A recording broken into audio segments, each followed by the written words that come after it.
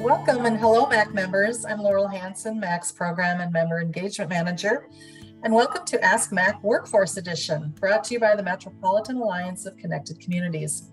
We know our network is faced with ongoing and incredible challenges when it comes to workforce. Workforce is how we provide the valuable services that we do to the community, and yet our workforce challenges can create difficult hurdles for our organizations to operate sustainably.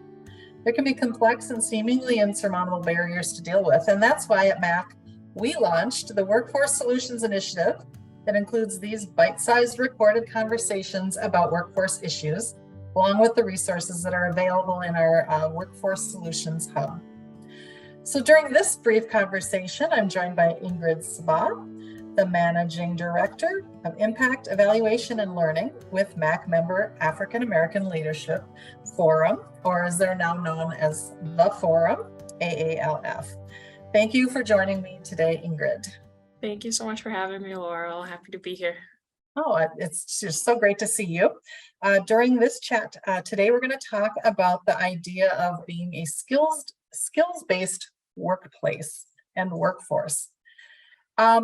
And when we think about skills-based workforce, we think about a major constraint of business growth can be that supply of talent. That sort of leads into this, and you and I have already chatted a little bit about recruitment. We've talked about some new ways of thinking about recruiting. And nowadays, organizations really seem like they need to shift from managing work performed in jobs that are organized in a hierarchy to orchestrating a more dynamic matching of skills at work. And not only can this unleash workforce capacity, it can accelerate the cultivation of those new skills that are really needed for our workplaces. We've heard that leading organizations are already placing skills rather than jobs at the center of work and the workforce, and we can define this as a skills-based organization. So let's talk a little bit about skills-based workforce, and I'm really interested in discussing your point of view about this, Ingrid, and hearing about how you approach this at the forum. So let's jump right in. When we talk about a skills-based organization, we're talking about a new way of managing talent and work that's really putting people at the center of the work. What does being a skills-based organization mean to you at the forum? Yeah, beautiful question. To me, being a skills-based organization goes hand in hand with being a learning organization and an information sharing organization that's really striving to be agile and adaptive. And by centering people and their skills respectively, we're able to kind of imagine new hierarchical structures and new ways of working that are more collaborative and co-creative. And that takes like just such a multitude of forms that my brain is like exploding, like it shows up here and here and here. I love it. Yeah, but I guess the undercurrent of it is like continuous professional development and just fostering like an innovative and problem solving culture that does require investment, right, from the organization into an individual that wants to learn a new skill or wants to make an impact in a different vertical, as well as on the behalf of the talent on wanting to learn and wanting to kind of continue to grow in their career and their mindset and their orientation towards their work. I think the coolest thing is taking a subject matter expert in one area who has an interest and a passion to learn something in another area and giving them the runway to do so. And what that does for retention and workplace satisfaction, I think is just phenomenal. Yeah. It really sounds like taking this skills-based approach can really transform businesses. So, our network is specifically nonprofit organizations. Do you see opportunities for organizations to move in this direction? Absolutely. I think for organizations that are maybe tight on resources and don't have the financial capacities to hire, like deep subject matter experts in a range of areas, giving your current staff the opportunity to learn a new skill that also supports your business is like a no-brainer. If the talent and the individual is excited about that opportunity and you have like that runway to learn in a safe way, I think that is just a win. I'm glad you mentioned that, Ingrid, because it does remind me of how at nonprofits we all wear so many hats anyway. Like this is like this fits perfectly for for the nonprofit workforce.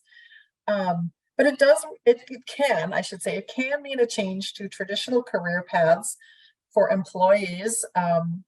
So when we think about this, how can employees expect their experiences in the workplace to shift as organizations move into skill-based models? Like from the employee point of view, what's that experience going to feel like?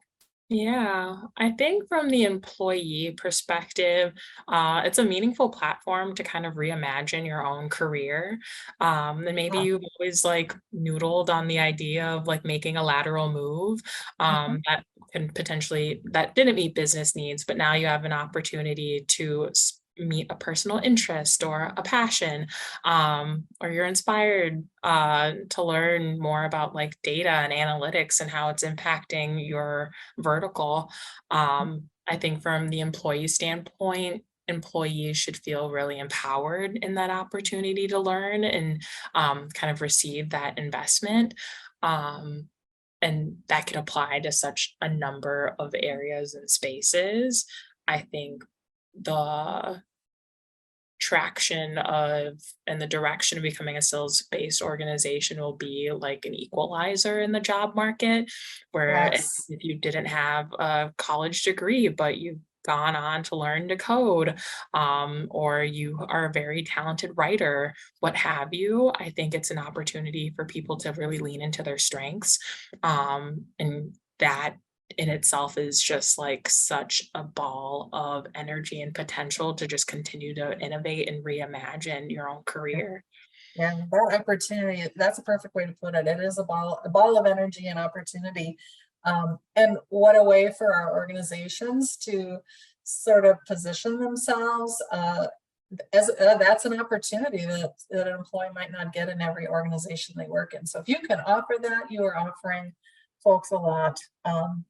I recently read that 43% of employees are self-taught in one or more of their roles requirements. So that's pretty significant. Maybe we're starting to call out what this is, skills-based work for skills-based workplace. Um, because it sounds like a lot of employees are having these experiences already. Um, how do you think this creates opportunities for the employer as well as the employee? I Have you experienced this at the forum? Yes, 100%. I absolutely adore this question. Thank you for asking it. I think this is an opportunity for both employers and employees to move in their best interests. I think it's a time where we can really question whether or not does this position require a degree. Um, and that, at least at the forum, is reflected in our language, where a college degree is considered a nice to have versus a must have. I think this creates immense opportunity for both employers and employees, by way of the college degree, the infamous college degree. Yeah.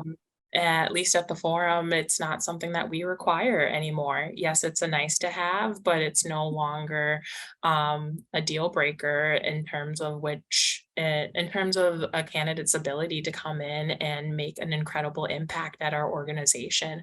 And I think in that same vein, reimagining requirements for our roles and what we really need as organizations and as employers, and especially if you're an organization that is having an issue when it comes to diversifying your talent pipelines, like it's a great time to rethink like what is really needed to reduce barriers in your hiring process and just expand again, the potential of your talent pools when you don't have these hard and fast rules of what things need to look like. Yeah. And it may feel uncomfortable and a little non-traditional, but if we Mhm. are serious about wanting to champion a really diverse workforce, we might have to get a little bit uncomfortable. And not every candidate's going to check all of the boxes, but what they will bring to the table might even surprise you, me, and them when given the opportunity to come in and deliver against something that makes a difference. Yeah, I totally agree.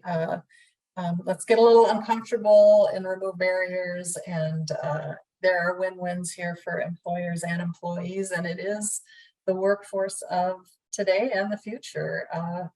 And something less hierarchical and patriarchal is something to really value. And I'm glad that these have come up to the surface.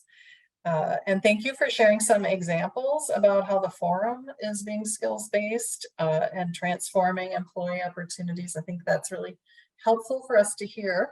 As we wrap up our conversation, I just kind of want to take a minute to maybe summarize a little bit of what we've been talking about, but I'd like to ask you that in the form of maybe recommending something to some of these other MACC members who are listening today.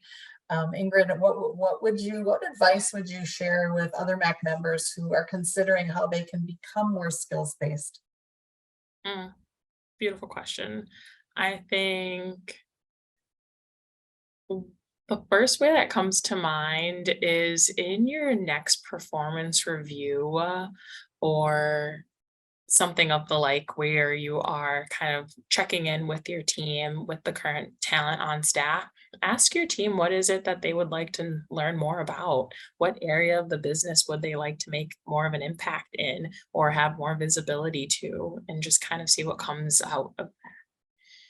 I like that sometimes the best ideas are the simplest ones and the easiest to do. And there's nothing holding us back from doing that at our next employee meetings. So that's great advice.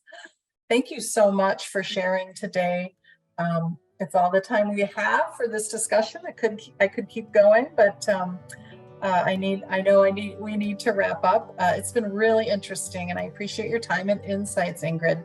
It's so great to have inspiring MACC members like you in the MACC network. MACC members, you're encouraged to visit the MACC website and our Ask MACC page of additional resources. You'll find a variety of information and links to helpful content, including more in this series of recorded HR interviews. So keep in touch. We're here to support you and our network of MACC members. Thank you all so much. Have a great day and be well. Goodbye. Bye-bye.